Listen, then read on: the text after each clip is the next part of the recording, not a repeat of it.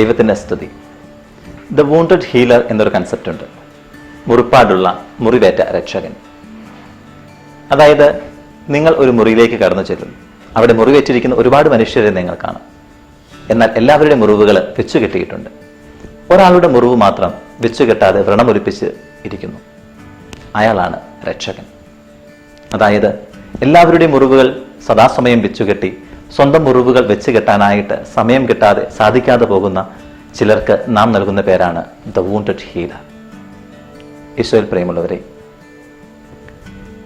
ഈ നോമ്പുകാലത്ത് ആത്മവിചിന്തനത്തിനായിട്ട് ഒരു ചോദ്യം: നിങ്ങൾ മുറിപ്പാടുള്ളവരാണോ? മുറിവേറ്റതിൻ്റെ പാടുകൾ നിങ്ങളുടെ ശരീരത്തിൽ, നിങ്ങളുടെ മനസ്സിൽ അവശേഷിക്കുന്നുണ്ടോ?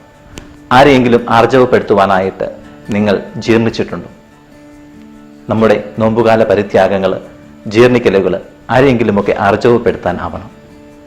നമ്മുടെ അമ്മയുടെ കരങ്ങളിലെ കറിക്കരിഞ്ഞതിൻ്റെ പാടുകളും അപ്പൻ്റെ കരത്തിലെ തഴമ്പുമൊക്കെ ഒരു മനുഷ്യായുസ് മുഴുവൻ മക്കൾക്ക് വേണ്ടിയിട്ട്, കുടുംബത്തിന് വേണ്ടിയിട്ട് മുറിവേറ്റതിൻ്റെ പാടുകളാണെന്ന് നമ്മൾ തിരിച്ചറിയുമ്പോൾ ഇനി നമുക്കെങ്ങനെയാണ് അവരവർക്ക് വേണ്ടിയിട്ട്, നാം സ്നേഹിക്കുന്നവർക്ക് വേണ്ടി മുറിവേൽക്കാതിരിക്കാനാവുക? മുറിവേറ്റ ആ വലിയ രക്ഷകൻ, ലോകത്തിന് വേണ്ടി മുഴുവൻ മുറിവേറ്റ ആ വലിയ രക്ഷകൻ നമുക്ക് അതിന് ശക്തി നൽകട്ടെ. ആമേൻ.